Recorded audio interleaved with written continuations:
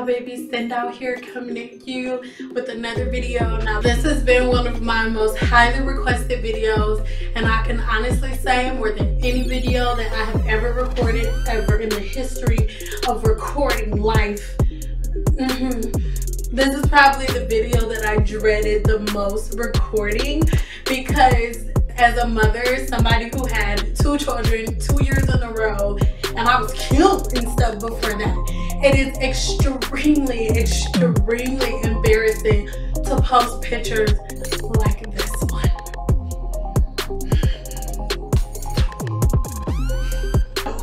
I know.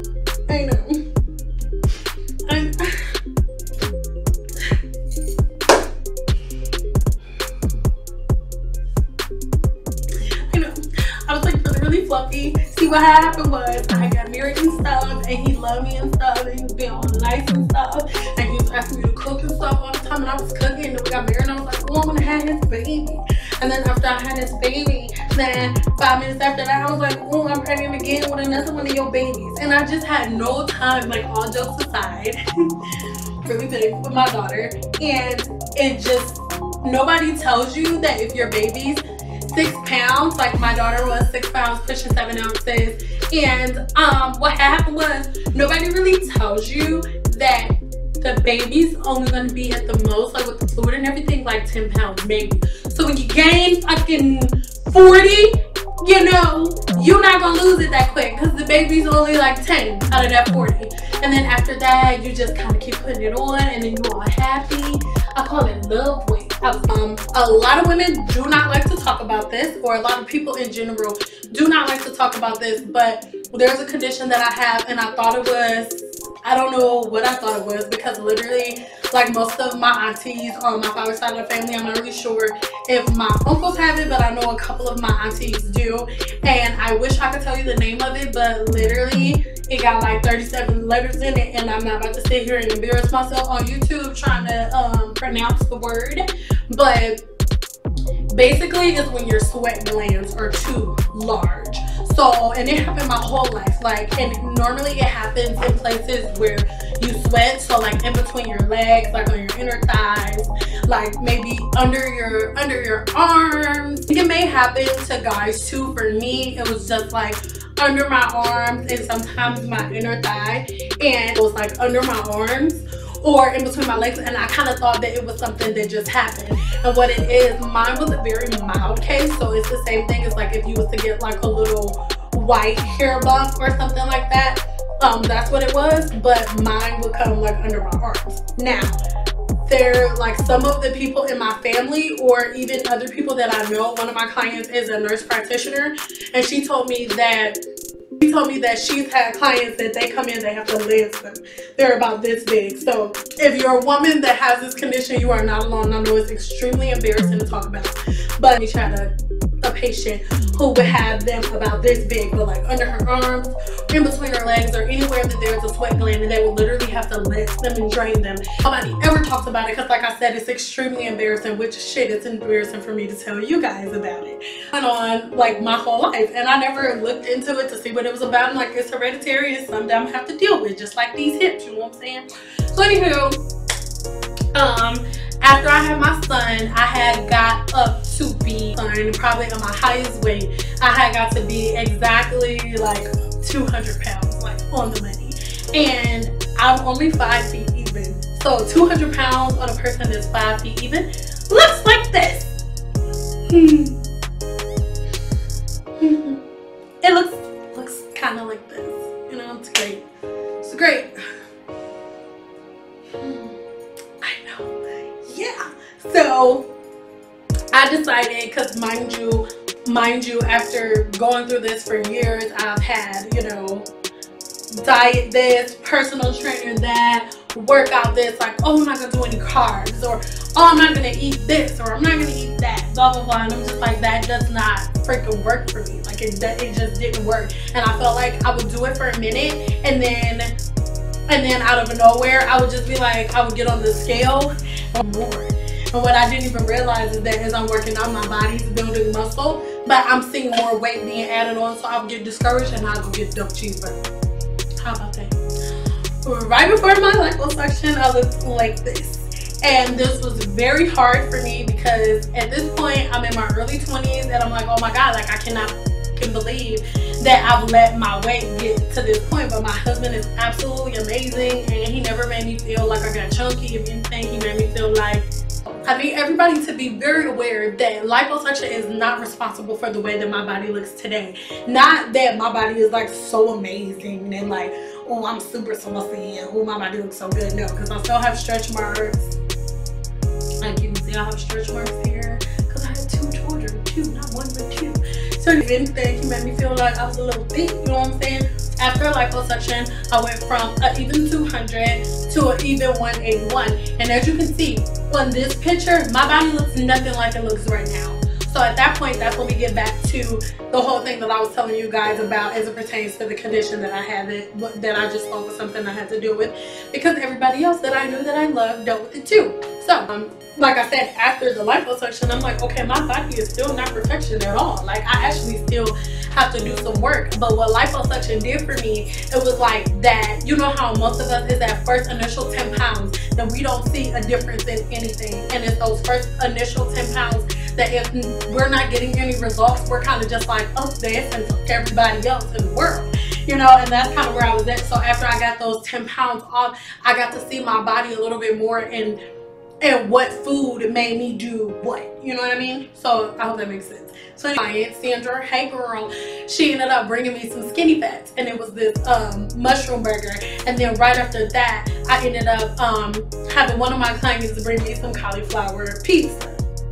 And the crust was made out of cauliflower. Now, when she first brought me that crust, I was just looking at her like, lady, why would you bring me this cauliflower pizza? Do I look like I eat pizza crust made out of cauliflower? Where the bread at? I can do wheat bread, but where the bread at? But it tastes so good. Like, it was so freaking good. I literally became obsessed with making things out of cauliflower.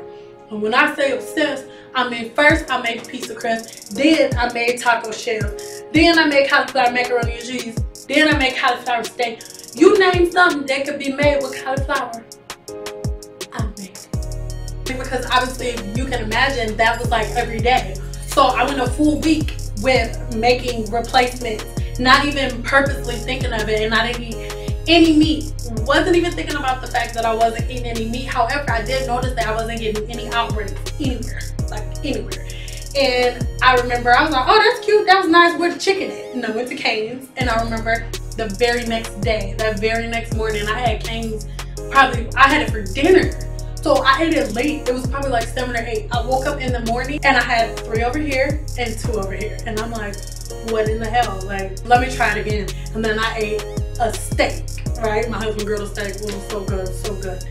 When I tell you that night, I had 4 over here, 4 over here, and 2 in between my legs. And when I say in between my legs, I mean my cutimama, but just like right here where sweat will accumulate, wherever your sweat glands are. And it was probably the worst outbreak I've ever had in my life. And that's when I put it 2 and 2 together. I was like, okay, I think it may have something to do with me eating meat. So ever since then, I have actively become a vegetarian. I'm on the fence with veganism because sometimes I just love cheese. Sometimes, but I wasn't drinking regular dairy milk for like a year or so before I even decided to make this change. I said, if you're interested in seeing some of my vegan recipes, then make sure you leave a comment. I got to a place like, okay, well, let me go ahead and start transitioning into this vegetarian lifestyle, because even though I love steak and chicken and stuff, like, I'm not the type of vegetarian. It's like, oh, poor little chicken. Oh, poor little chickens, poor little cow. Oh, really? Poor little chicken. You're so cute. You're so cute, little chicken. No, I'm not a person who feels like that. But it literally breaks my body down to the point that now if I eat meat, I can feel it. Like, as I'm swallowing the meat, I can feel like little tingles come of like, and like where they gonna be at and everything.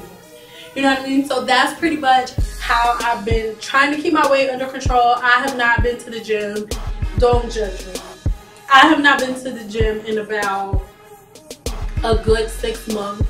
And I do need to start going to the gym because my body is nowhere near perfection.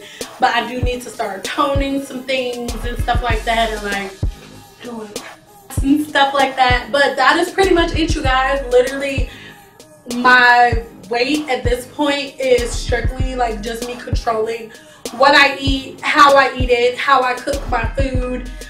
It's certain things that we grew up doing to our food that we think we have to do, like we have to use eggs, or we always have to use heavy oils, or we always have to use fats and have fat as a basis for things. Even when you make macaroni and cheese or whatever it is, you think that you just have to have these things, where you really don't. Like, you really don't. Even when you're making cream, you can use coconut cream. Like, there's so many different things that you can do. And I try to tell people all the time, if you don't listen to anything else that I say, like, if you really want to jumpstart your weight loss, just make minor changes. I'm not saying be a vegetarian tomorrow. That is not what I'm saying.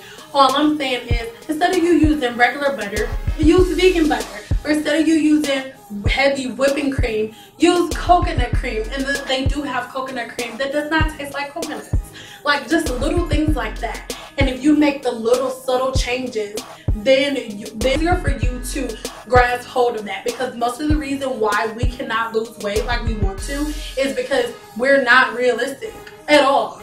Like, it's like, okay, I ain't eat no bread, I ain't no fish, I ain't no chicken, I ain't no pasta, I ain't no rice. That's unrealistic. You eat rice every damn day. No, you're not gonna just cut off rice cold turkey.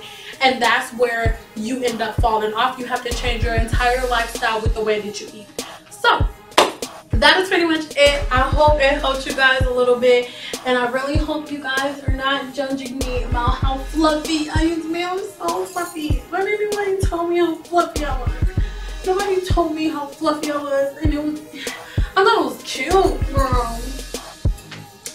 Girl, I thought it was cute, girl. I thought it was cute, but I wasn't cute. I was fucking fluffy.